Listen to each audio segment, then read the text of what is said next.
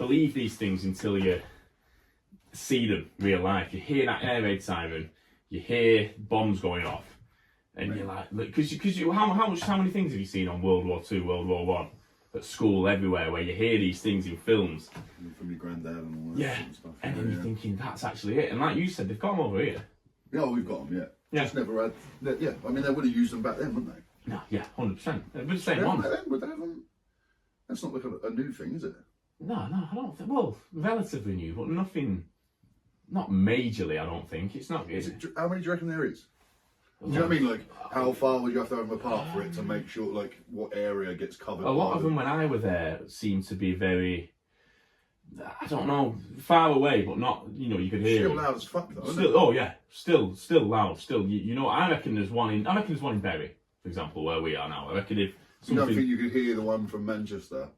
Do you know what I mean? Look at that in a main city. Because when I was in the centre of Kiev, the one in the centre went off, and it's not deafeningly loud. We could still speak like this. Yeah. So it's not. I reckon there's one in each town. I reckon there'd be one for Bury, one for Bolton, one for maybe even one for Ramsbottom. Different people watching this one. If you're not from around where I'm from, you don't even know what I'm about, do you? What you're on about, But I mean, even. Like you drove up today or yesterday, didn't you? On the motorway, how are you going to hear that? Imagine if something came over now, you're just driving along. You don't know. But then again, radios. Loads of people coming off the motorway and you just got the tunes blaring. Oh yeah. But no, obviously, well, in fairness, I just don't understand why you there's people going on holiday and places like that, and you're going to fucking Ukraine. Oh no. That's what everyone says. Yeah, well, but I can drop fucking Marbella. I can drop it into conversations. I can say, I'll say to people, I was in Ukraine last month. They go, what? The fuck are you doing there? They're like thinking, you're off your head. Do people assume you've got family there or something like that as well? A lot of them presume I'm Ukrainian. A lot of them think I'm going out seeing family or going, which I'm not. I'm just going, which maybe I'm the only person in the world to want to do it. But going to that many countries, like you've got, how many countries is it now? 28 I've done. At 19? Yeah. So when did you start? Well, obviously I've been on holidays as a kid and stuff, so I probably racked up about 11 or 12 by the Right. time I properly went travelling myself. But then the rest I've done. I've only done Europe. And even still, it shows you how big the world is, because I've still not done most of Europe. There's still a load of countries in Europe I have not been to. So what's your one you want the most to go to? What's the in the world entirely? America, Brazil. You've never been to America? Never been to America. I've never left Europe. So I say I've been to all these countries, and people think I've been all around the world. I've actually not. I've been to like Eastern Europe and like Moldova, Chisinau, Moldova. Yeah. And like all these places where no one goes. I think the main problem with America is it's full of Americans. Well, you wanna start doing gigs out there and stuff, don't you? I've done gigs in America. I've done I've done gigs in Florida. Yeah, but you're going back out there, aren't you, to live? Yeah. So the missus is half American technically, so we're just waiting for visa so we can get back out there. But I think the comedy scene over there, like I think I prefer it in terms of like the PC stuff. Yeah. Like we were talking about it before, like they're I feel like they're at the end of that PC era where they're getting sick of these woke motherfuckers. They're sick of this, like, oh, you can't say the, it's like, and it's comedy. You're just like, it's a fucking joke, man. Like this, it's not a TED talk. It's not supposed to be taken seriously. No. Like, if you're at a comedy, I just don't understand. Well, that's the idea of comedy, though, isn't it? And just in general, I think it's just a joke. There's as Jim Jeffries quote that he says, there's a very big difference between things that I think are funny and things that I think are funny to say. Yeah. And that's all it is. You know what I mean? It's just, we're trying to just have a bit of fun up there and make light of shitty situations and stuff like that, and just take the piss out of the narrative and just try and have some fun. So what's led you into it then, really? Because obviously I've spoke to you for the first time I met you today, and obviously I reached out to you on Instagram to do this. What realistically made you think comedy's the way now? Because obviously you've done performing stuff in the past, you've done music and stuff. So I've always been in bands and stuff. Mad transition. Yeah, so I'm used to being on stage. I did acting when I was younger and stuff like that, and I wanted to be an actor, and then I started getting plastered and tattoos and stuff, and thought, well, you can't really get into acting jobs. This is before like technology where it was easy to just like get rid of tattoos and that kind of thing. I went on a set with a movie, that Ryan Gosling movie. I was on set there, and they changed all the tattoos on my hands. They got rid of loads of tattoos on my hands, and I was like, I couldn't understand it, because I was like, well, hang on, why would you get rid of, like, because people have tattoos. Yeah. So it's not like, you know, if you're in a movie, like, yeah. no one's got tattoos. Yeah. People have them in real life. So they got rid of them, and I was like, why do you have to get rid of them? And the actual reason that they do it is because they don't have the okay from the artist. Really? Yeah, because it's not their artwork, so they have to they'd have to then credit the artist for the tattoos. So they have to change them a bit, so it's not the same. Well, I noticed that on Conor McGregor, who was in a film, and obviously he's got a massive thing on his chest. But they can't change that, but they changed the actual. Yeah, and that's why. So because they can't like do it because the artist hasn't given their permission. I was like, well, my mates did all these. Yeah. So that you're going to be fine. Yeah. They're like, well, you know, it's a massive production movie and stuff. So yeah, they just can't do it. So I feel like with jobs in acting, like if they have to remove tattoos, especially like where they're visible on my hands, you get less roles. How many less tattoos have you parts. got now then? I mean, I don't even know how to count. My legs are covered, chest, belly. It just becomes one, doesn't it? Arms, hands, yeah, exactly. It just becomes like one big tattoo. Where's the worst place? Oh, well, I mean, belly was fucking horrendous. There's a lot of nerve endings apparently, but my chest was bad. But I went to Vietnam. I was in Cambodia first, and I wanted the tattoo on my chest, and this guy was like, mate, you're not going to get that done in one sitting. You'll have to heal and come back. And I wasn't in the country for long enough, so he did a different one on my arm. And then I went to Vietnam, and he was like, 7 hours, and I was like, fuck, you know, that's a long time. It's like 8 hours it took, and he's smashing his tattoo. It was a cover up as well, so I had to go real dark. So by the end of that, I wanted to fucking take his head off. Do you know what I mean? It was like, it's killing. Yeah. So my chest was really, really fucking painful. But yeah, I mean, they all hurt. People were like, yeah, they're doing that. They're uncomfortable. It's not a nice feeling. Do you know what I mean? So anyone that says it doesn't. Ear piercings. I fell asleep. You fuck off. Yeah. Do you know what I mean? I'm not having that. I'm not having people falling asleep getting tattooed. No one. Well, unless you're under some kind of anaesthetic or something like that. Like Jake Paul did that, didn't he? He went to sleep for like 12 hours and woke up with a sea of new tattoos, just a load of them. Cool, but he paid about 100 grand to do it. Yeah. See, yeah. But if you can wake up and you're just totally fine, it's one of them. But yeah, it's a weird one, isn't it? Like I had numbing cream on my belly. Ended up getting numbing cream on my belly the first time, but it wore off like halfway through the tattoo. So then the pain is like exponentially worse. Yeah. Because you've been numb, and then it kicks in, so your adrenaline's not. So it was absolutely horrendous. So the next time that I got tattooed, and he was like, oh, because he'd done the other side, the same dude.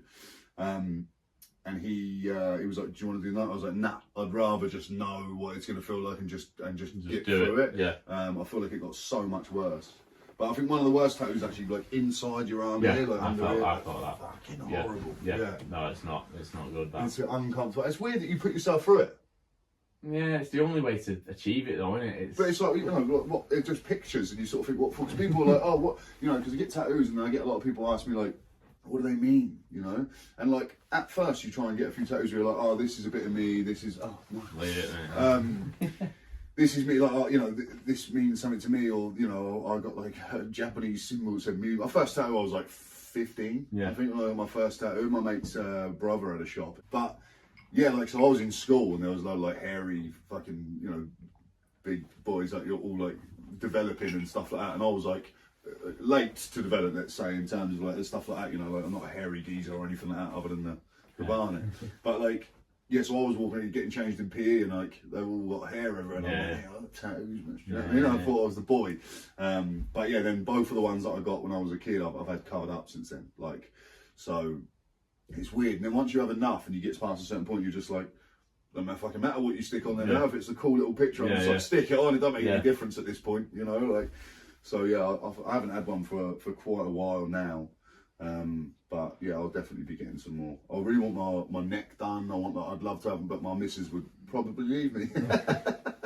So you get your neck done, that's it. So if we ever get to a point then I know I'll just get my neck done and no, I'm joking. So. Any people who knew you back then, do you think they'd be surprised or not by the comedy and the route you've taken now? Yeah, it's interesting because a lot of people come out of the woodwork when they see you doing that kind of stuff and you bump into people and that, and they're like, oh, I've seen you doing the comedy on the Instagram and stuff, and you don't realise how many people are still sort of, because, you know, in this day and age now, like, you can not see someone from school and they'll just catch you on Instagram or something like that. And then they might send you a message, or they turn up at a show and stuff. They're like, "Oh, I'd never expect you, to be doing this," And you're like, "I'd never expect you to be like running your own business. You're a fuckwit at school." It's like, it is definitely something fun. But people always say the same. They're like, "Fuck, I couldn't do that. I couldn't do that." You get a lot of people say, "Oh, I couldn't do comedy," and some of them are like surgeons or like people, and you're like, "What? Yeah, your job's well harder than." I mean, it's not even my job. I'd love it to be my job, and that's where I'm trying to get to. But at the moment, it's just it's a fun hobby. You learn a lot about yourself, and I think I've always been a bit of a class clown, a bit of a joker, and that kind of thing. So, putting pen to paper and sitting and writing for me has always been something I enjoy doing. And so, when it came to doing, like I said, when I first started in comedy, I used to go to open mics. I'd sign myself up and then I'd fuck off before they could call my name. So I was just bottling it every time. But I'm telling people, I'm like, I'm trying to do stand up, and fully wasn't really invested in it. But then the first time I went on stage and did it,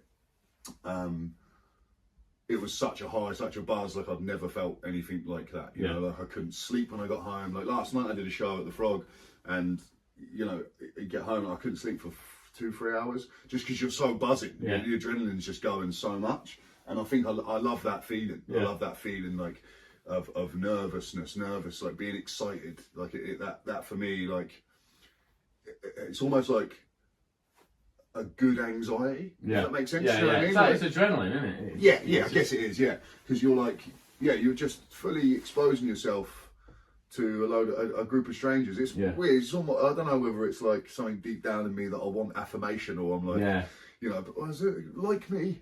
Everyone like me, please. You're sort of vying for attention, I guess, in some ways. But I just enjoy getting up there. I like having the full audience. I don't know if that's I reckon it's the same thing though as boxers going into a world title fight, or footballers before the Champions League final, or anything like that. bit bigger scale, I guess. Yeah, but it's still the same. The feeling would probably be similar. Probably the same. It doesn't matter what it is. It's about how important it is to you. And so I think if it's that important to you, then it shouldn't matter what it is. But fucking some shows are, last night for example, because it's a gong show and you could be gonged off. You're at more. There's more judgment sort of thing. You're because if people put the card up, they can actually affect what you're doing. Whereas when you're properly booked and you're doing a show, no one can just say, right, get off your shit. They've got to do the 10 minutes and then tell you your shit afterwards. But with that, you're got well, what if they don't like me? What if they don't? And then you sort of think, well, fuck them if they don't. You know what I mean? I can always come back, and it's learning the craft. And I think comedy probably kicks your ass for the first few times. I feel. Even if you think you're sort of some people you see and they're like, oh, this is my first or second. This bloke last night was his 6th time on stage, and he fucking killed. He was so good, and you're just like, that's natural, you know. And I feel like I've got that to a degree, the confidence, I can hold the stage and all that kind of stuff. But the content, while the content is so important, what you're writing, the jokes you're writing and stuff like that, the if you're telling really good jokes, but you look scared or weak, you've got to embody it, haven't you? The same, exactly. So I feel like you can be a bad comedian and be super confident and still do okay. Still do alright, but you can't be unconfident. You can't be really good but not be able to deliver your jokes. I feel like those kind of people probably go on to be writers for other people. Exactly. Well, you get that with singers and people who are really good at making music, who kind of stay behind the scenes but then write for other people because they haven't got it in them to actually go out and perform, but they're very talented. Yeah. I've got a mate who writes he wrote songs with Harry Styles and stuff, and he's done some bits with him and things like that. But he always wanted to do music for himself. But then I think I don't know this. I'm just sort of speculating. But I think you can make quite a bit of money from ghostwriting. And it's not as difficult as being out there and doing it yourself. So I don't know. I think loads of people out there are so talented writing songs and doing that kind of stuff, and then no one ever knows who they are or ever knows. There's tons of people. Would you rather be rich, properly? So you're properly rich, no matter what, right? You're properly rich. Everybody knows who you are.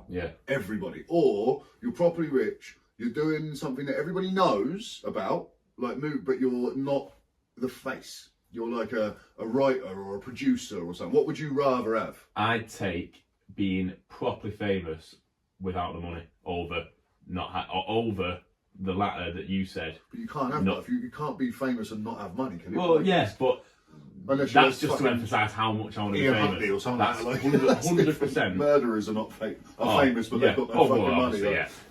But that's the quick way to do it, Will. but ultimately, well, clear sky thinking, I'd want to be Michael Jackson or something like that level. Yeah. Yeah. Really, and then people say, "Oh, it affects them," and it's like it's not as good as it seems. I think I'd love it. I don't think I'd ever get bored of having paparazzi surrounding my house. Really? Oh, no, honestly. See, that would do my fucking head in, I think. It's funny. I sat and thought the other day. I left school at 15, started working, and I thought the other day. I thought if I'd have just worked and didn't do anything outrageous and just stacked my money, I actually think I'd be sat on 10 times as much money as I've got now. 100%. But then you got memories, and you got your travelling and stuff. I think that's more important than money. And with the travelling, I don't travel to go travelling. I go to make the videos to try and do well. Yeah. Like everything I do, I look back and I think, oh, I've blown some money, but blowing money is going out and just spending it. Money always comes around again. I think.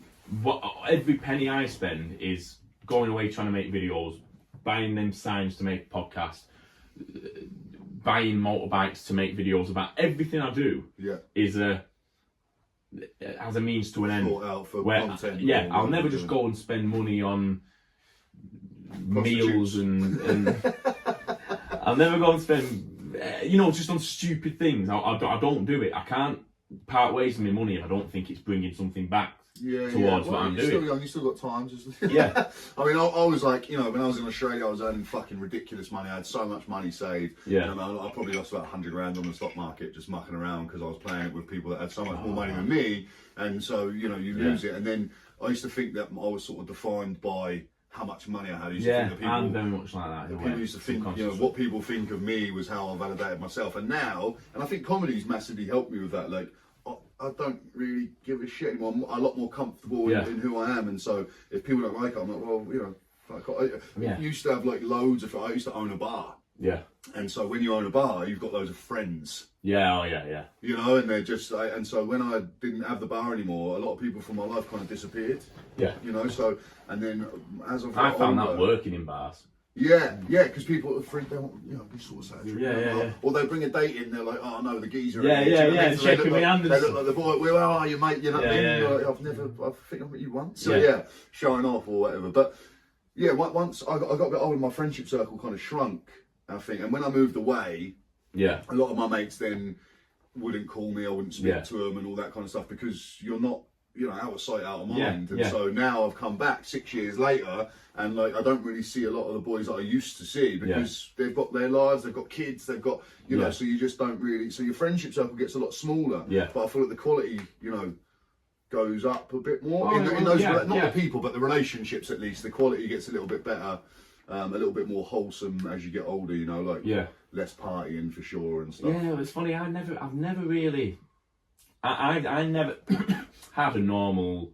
I didn't have a normal teenager's upbringing. I wanted to be a footballer until I was about 12. Were you good? I was alright. I played for Bolton Wanderers, shadow squad. I wasn't. I realised if I do something, I want to do it properly. I genuinely think people watching this might laugh. I think if I'd dedicated my life to football, I could have been in the National League, maybe like League 2, playing for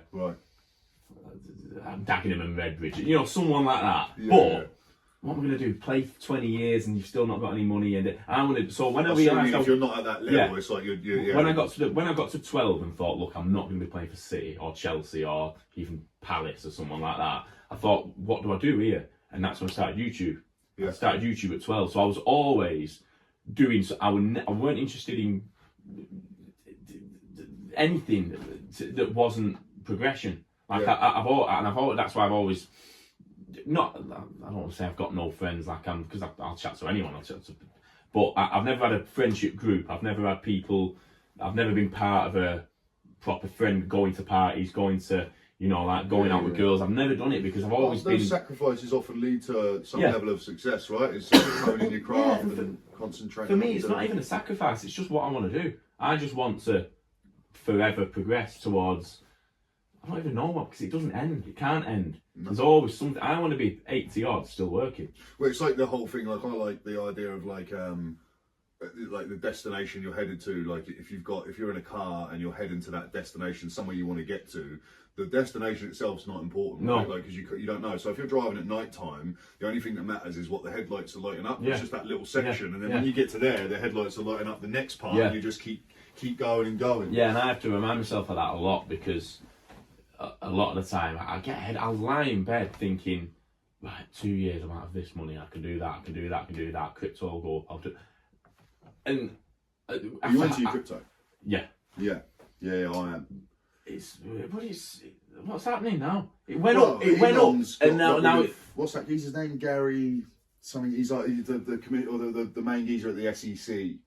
Who was like anti-Ripple, because like XRP was a massive coin for a bit, wasn't it? And he was like anti it because it was like, he said it was like not decentralized. And then Elon's come in now and got rid of that geezer, so that geezer stepped down. So I feel like now that Trump said he wants to be the crypto capital, which they probably already are, but like it just means that our money's hopefully going to. I'm hoping skyrocket, right? It's flat at the minute, but I'm just I looked at the chart last night or this morning. Died in the last couple of weeks. It's gone. They always say zoom out if you always macro, yeah. And it went up in 2017 down, went up in 2021 down. I think them years might not be right, but you know every kind of 4 years. Yeah. And then it's gone up again and not quite reached where it was. It went up to my thing went up probably double. Yeah. So what I had in doubled in size, or doubled in price, and then but. I'm just hoping that it hasn't been like a very short bull run and that's it now. I'm hoping if it breaks out, it will. Yeah. If it breaks out, I think I'm in QNT and XLM, Stellar and Quant, because my cousin's mega into it. Yeah. But he's sensible. He's a sensible guy. He's not. So I don't really know enough about it. Yeah, I'm like the mainstream guy. I'm just like put some. If everyone still puts some money into it, or hopefully all the main ones and this Ethereum and Bitcoin, you know, those kind of ones. Well, I don't know enough, but my cousin does, and he's very sensible. You know, married, bought a house, proper. You know, the type of guy you trust. And he said, do that. So I just listened to him. Yeah. So I'm just thinking, right. And his family as well, right? Isn't it, you know? Yeah. He's not. What reason would he have to fuck you over? Yeah. So. But I mean, there is always that element, like there's an element of he's wrong and then you blame him. Well, yeah, I know, but in fairness, I think I'm still double or nearly double to what I was originally. So, but I mean, all it takes is one big thing, and then it's a deposit on a house, and you're kind of, you know. Well, I'm thinking deposit on a flat. I'm thinking it's funny. I go from because ultimately I want to get into property because I think that's the way to make money. I wish I'd done it. Yeah, I want to get a flat. Do it up on a mortgage, obviously. Sell it, get another one. Do it. But again, with me, because my life fluctuates so much. I ain't got a stable income anytime, so I could pay the mortgage off, no problem.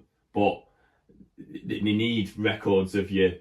There's nothing I can't say. There's me sales job that I've been in for 3 years, and here's how I'm going to pay it off. So you need like guarantors, and that kind of stuff involving other people. So that'll actually be the most difficult part. Gets a bit messy, so I go from, but with me, I go from thinking I'll go into property now and make it work and buy 30 be sat on £1 million, or I'll buy a Mustang and be a 19-year-old with a Mustang, and that on YouTube and everything will make me. So it's different. Do you know what I mean? It's what you do. I suppose what you try. But I think, you know, like the whole. I don't know, it depends what you're trying to do, like looking like good online compared to. I'd rather people think I was a fucking loser online and be low key successful and figured out, which is a fucking bad thing to say as a comedian. Oh yeah, it's not even the image of it for me. It's the kind of you've got a Mustang, people look at you and then they think that and then they think that, and then your brand. How many of these YouTubers? Jake Paul bought an RS6, not an RS6, a Focus RS, and wrapped it in camouflage, multicoloured, and then that, you know what I mean? I kind of think in that way, but then again, I think just some viral content, something that will get you noticed or whatever. Because, like I said, I'm kind of chasing. Like I said, whereas I could have saved and been in a really good position, I'm permanently looking for some. just some, you know, like some way out. I just sit there and think there must be, and like it bugs me that I haven't got some. Like I look at people with £10 million in the bank, and I think like that should be me. Yeah. Not in an entitled way. No. Just in like I believe I've got it in. I think there's something in me that can surpass the realms of normality and catapult up to the highest level. Do you know what I mean? Yeah. I think I'm You're built not going to get for there that. if you don't think that. No, yeah. Do you know what I mean? You kind of have to think that. I think like I always thought that when I was your age, and I'd made good money. I'd done all right. You know, I had my own bar, and we had a festival catering business, and we were looking good for a bit. You know, and then went out to Australia. I've been doing loads of different jobs, earning like good money. Yeah. I just fuck it all away. I would, you know, and just I didn't have the foresight, and now I've got to an age where I'm like, right, you know, we need to get that going again, but this time let's be a bit more, you know, safe. Well, you've done it once, you can do it again. Exactly, that's how I feel. I feel like, you know, I've done it on countless occasions. Yeah. So we've been up and then down. Yeah, and so then up have you been like that instead of advanced? Just exactly. But then I've travelled, and I think creating memories is more important than creating wealth. Yeah. And I think I don't know, I think if you're enjoying yourself, it doesn't really matter. Kind of, I mean, money obviously makes everything a lot easier, but it's never really been like I just like being comfortable. I like my idea of success, I guess, is to walk into a shop or anywhere and see something I want and buy it without checking my bank. Yeah. Do you know what I mean? And just say, oh, I want that, I'm having it. Yeah. You know, and I think that is success to me. And so I've been at that level where I can go out and do this. And I'm not buying fucking Lamborghinis, right? Yeah, but you know, just being able to live, you know, a little bit. I mean, most people, I think, £36,000 is the average that people have in their bank in savings. Yeah. And that's not much. I know it sounds like much, but it's not a lot. It's not. Considering there's fucking million billionaires and stuff like that. Yeah. All that kind of stuff. Like it's not a lot of money. But then, I mean, money goes a lot. Doesn't go as far these days as it used to as well. You know, getting on the property ladder for people like for your generation, even my generation. You know, people say, "Oh, we worked really hard to buy houses." Yeah, they were fucking cheap. 16 grand for. Like the house over the road was actually my dad grew up there, right? And I think it's probably worth $750 or something. Yeah. And his mum and dad bought it for my grandma and granddad. Bought it for 16 grand or something. Yeah. In the 70s, but even still, that's. I know someone who bought a house for £14,000. Yeah. Now it's worth like $1 million, probably just over $1 million. It's insane because. When did he buy the house? Yeah, same 70s, something like that, probably somewhere around there. Yeah, and just stayed there, but that's not relative to now, because what £1 million? All right, how much is I go back to it, Mustang, 25 grand for a second-hand one.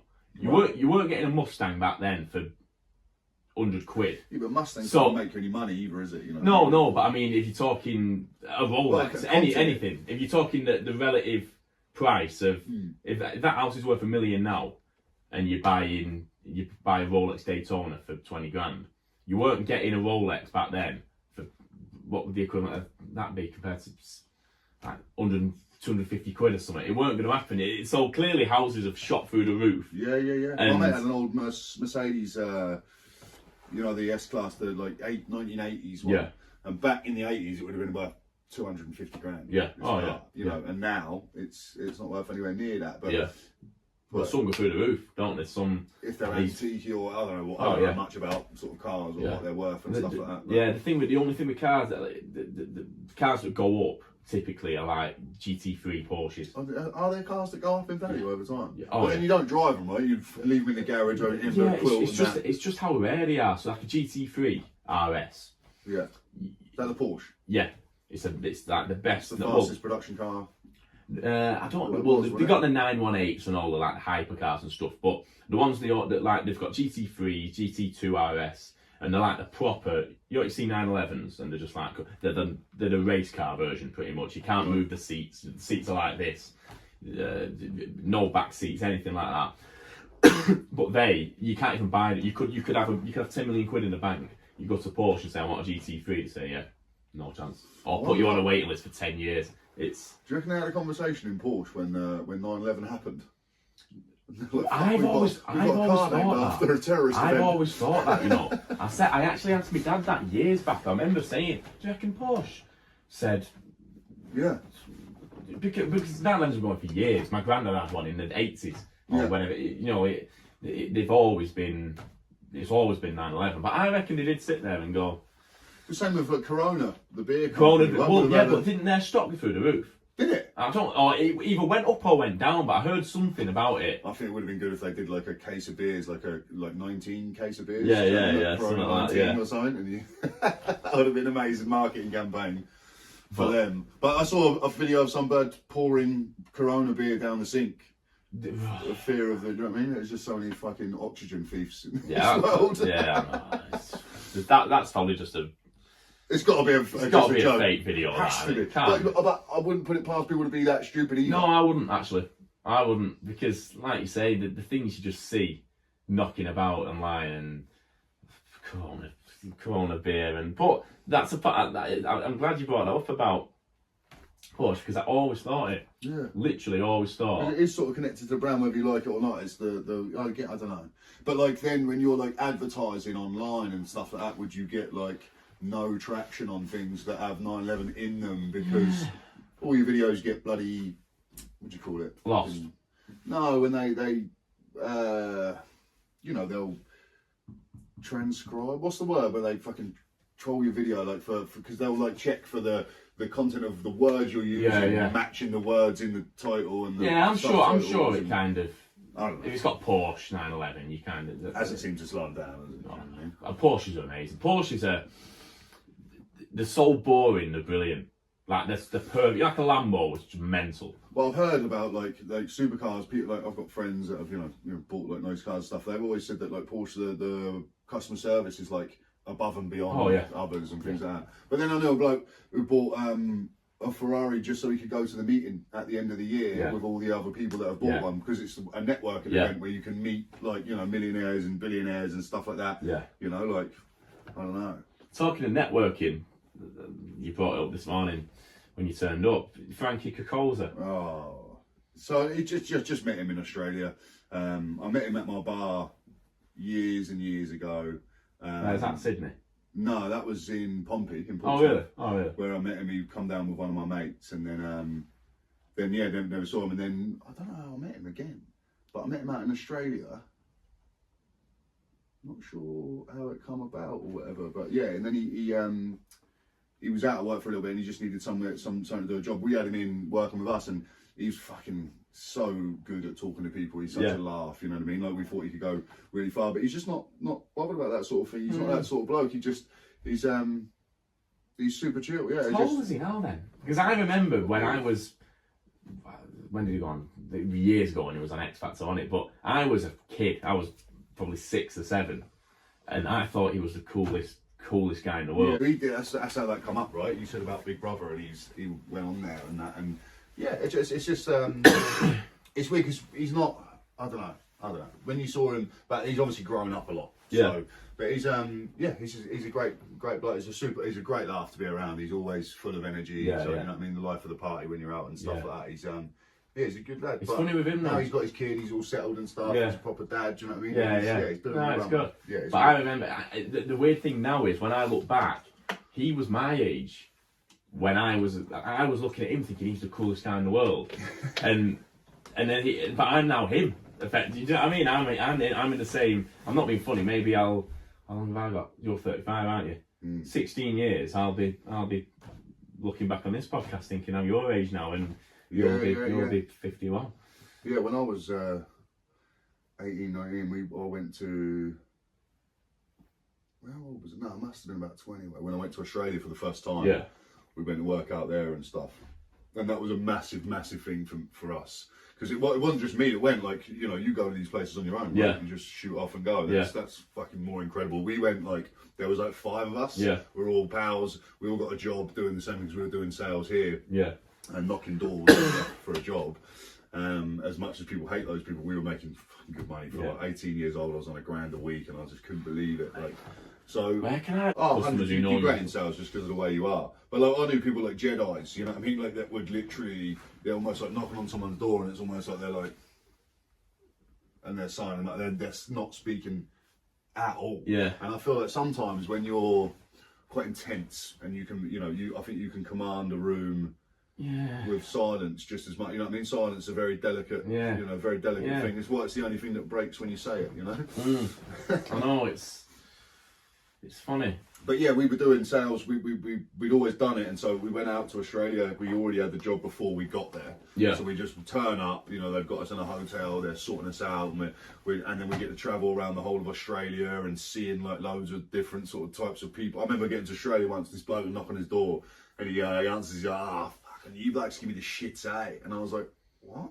The shits? And he's like, yeah, mate. And I'm like, shits me up the wall. And I'm like, what the fuck? I said, what do you mean, the shits? I said, what, people knocking on your door make you need to go to the toilet? Like, what? He's like, no, mate, the shits makes me angry. And I'm like, oh. I said, where I'm from, the shits means you got diarrhea. And he went, fair dinkum. And I was like, fuck, I thought we spoke the same language out here. What the fuck is happening?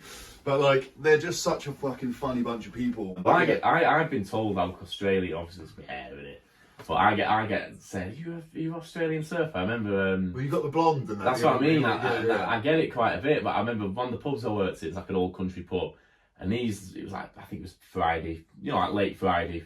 All the builders finish at 2:00, don't they? They all start coming in the pub and whatever, and all these builders or joiners, whatever they were, came in. Motherfuckers, isn't it? And even early just because it's Friday. Yeah, because you start your shift at 2 in the pub. And they're finishing on it, and you're thinking, oh mate, you're done, and I'm here till 2 in the morning. Yeah. But they came in, and I went, yeah, lads, what can I get you, whatever. There's a few of us behind the bar, and it's pretty busy. Like summer's night on a Friday, so everyone's coming in the pub. Yeah. And all I'd said was, you right? So you can't tell an accent from that. And one went, are you Australian? And I thought, I'll just play to this. I went, that's right, mate. Mate, yeah. So I went, well, really? I went, yeah, mate, I'm from Sydney. And he went, no, you're not. And I said, mate, I hail from the southwest of Sydney, Campbelltown. Because I've heard, do you know Cursor, that Australian rapper? No, but I know Campbelltown. I've worked in Campbelltown a lot, yeah. I'm from Campbelltown. I put on this, the accent now probably isn't as good. It's terrible. Yeah. But in that moment, it was the best Australian accent I'd ever done. Have you seen that in-betweeners bit where yeah.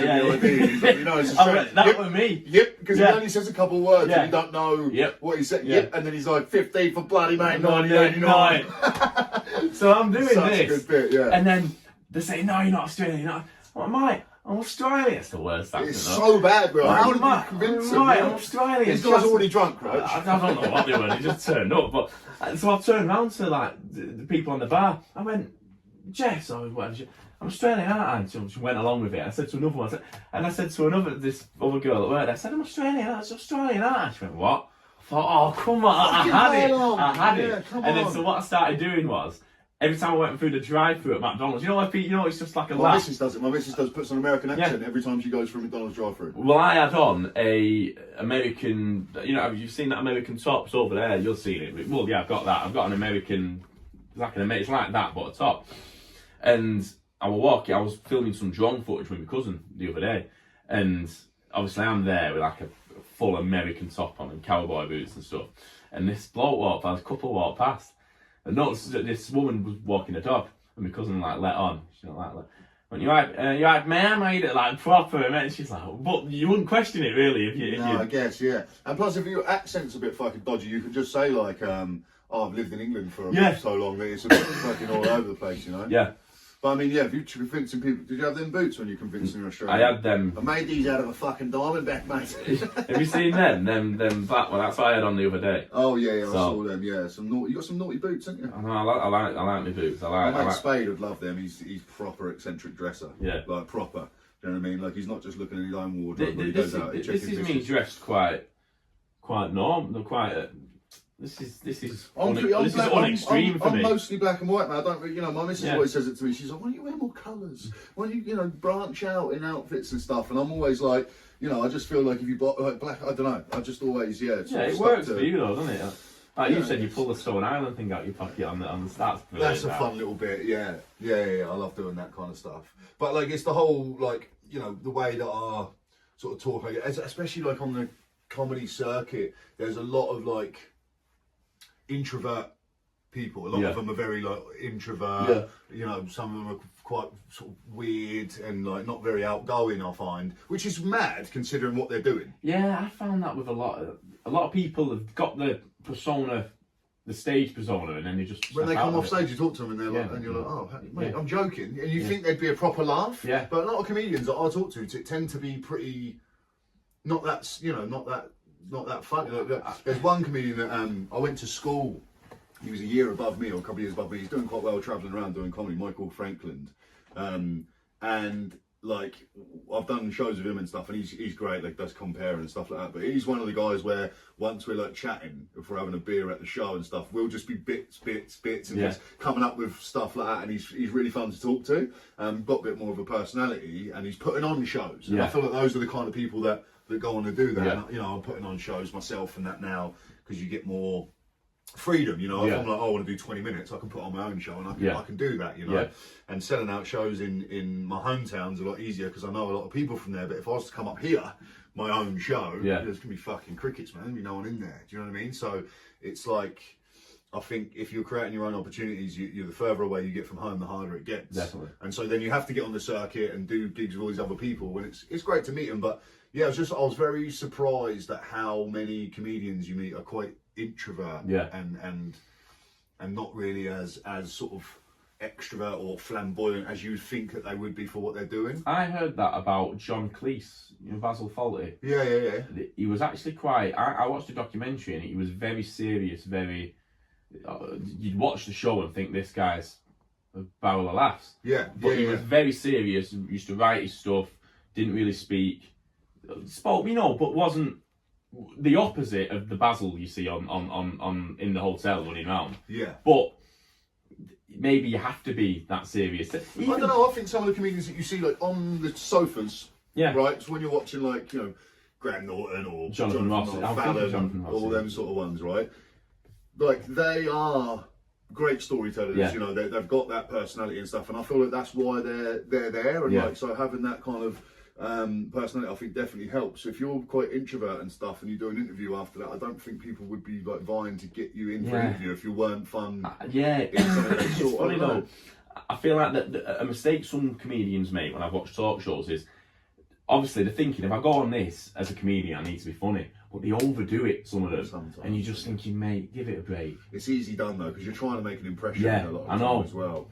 And then some people like, but that's the difference, I think, between people who are naturally funny and people that are actively trying to be funny. And you can try to be funny and be funny. You definitely can. And I think you can start off in comedy and be terrible and eventually become really fucking good. It's like a 10,000 hours thing, right? Whatever you put your time and effort into, you've got to get better. You've got to progress. I'd say he's naturally funny, I think, and he's from Bolton, near me, near here. Peter Kay. Mate. Do you know? So good. And do you watch that car share was just. I never watched it. Oh mate. I never watched, but I like his stand-up. You know, his stand-up's so good. Even I think the accent really helps because he talks different to me, so it makes it funnier. Well, he talks like, mate, if you want me to, I'll take you 5 minutes down the road and everyone speaks like him. We went just to go to get a coffee, and that bird was like £6. I was like, fucking hell, how far have we driven from your house? Yeah, well, that's Bury. But if you go over to Bolton, where I've worked in quite a few places in Bolton, everyone, it's like that. There's a ton of people proper broader than what you've. It's like Peter Kay, like Paddy McGuinness. Like that. He's a funny lad, mate. Honestly, and Peter Kay, he was on Jonathan Ross show, and I can't. I'll try. I'll show it you later. I know what you're on about. But you know when he starts climbing around and but he did it. He didn't go on and try and do it. He's just himself. Or I think that I don't think that's a character. Yeah. I think he genuinely is just a bit switched. One person like that for me is Musk, richest man in the world, but still. Just having a laugh. Isn't he? Yeah, I watched a BBC documentary on him, and you know when he was trying to land them rockets for years, wasn't he? Absolutely trying to land them for years, and they kept falling over. Just missing platforms. And I think it was the fourth one stayed up, or something ridiculous, and he's there at like the SpaceX headquarters and whatever. And this guy's like rich as anything, doing proper stuff. And this one landed and stayed up properly, and everyone's cheering. And everyone's looking, seeing, is it going to stand up? And he's there running along. It's staying up, it's staying up, it's staying up. Running around the thing. I'm thinking like... Just like a kid, like... Yeah. Just to be that rich and that... Passionate. Yeah. And yourself. Yeah. And, but I mean, because he's that passionate, might be why he's that... Why he's that good. Yeah. Yeah. Plus he's trying to do things that no one's ever done. No. You know, taking people to Mars is fucking mental, nuts, mate. Yeah. Would you go? Yeah, so I thought this the other day. I thought there's two things I want to... You're a fucking nutcase. You went to Ukraine, middle of a war. Well, so there's two things I want to do. Can I go to Mars? Yeah. Is there a war on? Nah, I'm not going. I'm thinking this year, for one, I want to... not this year. I want to pretty much... it depends on certain things, but I saw a thing last night, and literally, I've seen it before, but I decided last night, literally in the early hours, I thought, I'm going to announce this and see if anyone will fund me, or I can get I'll do it for charity or something. The longest walk in the world is from Cape Town, South Africa, to Yatut, so somewhere in Russia. Yeah. And I worked out it probably take me 2.5 years to do it. And I might say, put it on Instagram, look, you want to sponsor me for charity, you want to do this, I'll do it. And if I get the funding, I'll just do it. So that's one thing. I thought you were going to say Mars then. Well, and that's what I'll get on to now. Right. I also thought in the last few days, it's 100 grand to go to Mars. Yeah. And you live there, and you go up, and you what are you going to do there? Because they're making like a civilization there, so there'll be thousands of people. So you can still meet a girl and have a family in it. Like updates, when the iPhone updates come out, yeah, you don't update your phone, you wait for other people to do theirs and then see how that goes. I mean, it's a funny one, isn't it? If I've got the 100 grand and it's happening, say it happened in 2029, so I'll probably be 30 by the time I get my chance to do it. So is that the timeline he's put on it, like something like that? 2029, I think the first one's going. So well, actually, that's been announced. That's the aim. Right. But his aims are always fucking miles off, aren't they? He's always like, we'll do it tomorrow. Yeah, I know, but he does make it happen eventually. Even if it's 5 years down the line, you shoot for the stars. Literally. You get to the moon. Well, yeah. You know what I mean? Mars, yeah. Get to Mars. If you shoot for the sky, you might get off the ground a bit. It's funny, but with him, if he came to me now and said, Will, you can go and live on Mars, we're making a civilization, there's people up there you can mix with, do you want to be one of the first people on Mars? And I had 100 grand, I'd do it. Absolutely no fucking way. No fucking I hate flying. I can't stand flying. No, I'm not scared of it, I just don't like the experience. You could shower under my hands. The amount of fucking sweat that I'm just like a mess, bro. And because I've stopped, drinking, but I had a few flights recently where I've not been, because normally I'd have a couple of whiskies, and then I'm like, you know what I mean? Like, but yeah, mate, flying for me, so like going to space, I literally couldn't think of anything worse. Yeah. Like, we're not supposed to be up there, in my opinion. Like, like there's humans doing shit we're not supposed to be doing. To do it. I even thought as a kid when it was getting announced, I thought, who gives a fuck about we're not I'm gonna be dead long before that's sorted, so I just don't care enough. I just think when everyone I went to school with, everyone I know is 70, 80, and they're all looking back, they're all sat in that pub down the road. Yeah. Where did he end up? What did he do? What did he do? Will Miles, remember that guy that dyed his hair and did this and did that and they call acted him like a lunatic? They call him Will Light Years now. Where's he? He's fucking light years away. He went to Mars. He went to Mars. Yeah. Will Miles is on Mars. And in that moment, everyone who knew me will think, yeah, but I think I want to do it. If I get the chance to go to Mars, I'll go. Fuck that. 100%. No way. No way. I'll go Mars. It's one of my favourite songs, Life on Mars. David Bowie. Yeah, it's a good song. But he never went. He never went, but I did bring him up once. He could be there now. A teacher was giving me stick for the way I think I had a mad coat on in the corridor at school or something, whatever. And they said, I said, what about David Bowie? Do you like him? He didn't look like everyone else, did he? And but because it was David Bowie, it was like years back. Yeah. They thought, why is this 15-year-old kid mentioning that? Yeah. So for the future, like you said, you're moving back to America. That's in the. Where are you aiming for now? in terms of location. Yeah. So we're going to be over like up above Miami. Yeah. On that side. I want to go to Austin. We lived in Austin for a while. Yeah. I want to go back. The comedy scene there is fucking exploding. Yeah. So that's where I kind of really want to be. But there's me and the misso, so yeah. you know, it's not just up to me. But yeah, it depends. Like, if I'm doing shows out there and I'm doing well, I know a couple of people I've met out there, so I can get onto the circuit and stuff like that. So I just want to keep doing shows until you get that one opportunity. I think I want to do like a special. Yeah. And just release it on YouTube like a lot of people are doing now, and see if you can get traction that way. Yeah. I just feel like I'm missing that one link or that one network, that one person that I can meet that can put it in a place that I can't put it in. Well, that comes 100%. Yeah, and I'm so new to this. I've not even done maybe I've done 50 shows. It's not a lot. Not bad though. No, but I feel like when I've done 500, I'm going to be a fucking weapon. Do you know what I mean? Like, so it's mastering your craft. At the moment, it's kicking my ass. And some nights I have a really good time, and other times I'm like, that was shit, or you know. And now I'm getting to a point where it's not just my performance; it's like the audience performance comes into it a bit and stuff like that. So now I'm not just going up with my set that I had planned. I'm going up and I'm like, I'm reading the room a little bit more. It's almost like when I first started, everything went so fast. Yeah.